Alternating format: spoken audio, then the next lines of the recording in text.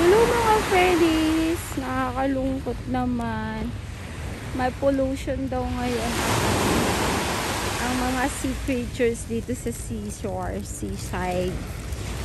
Oh, you see, the color of water is getting red, pink. I'm so sad. Yan, nakakalungkot diba? Pink na siya. Red na siya. Tsaka napakaraming starfish na nakikita. Hindi nakita yan oh. Ang dami. Ano?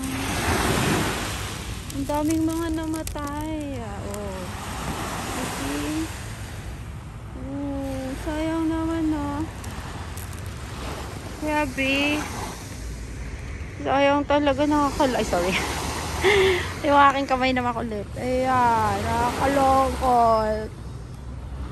See?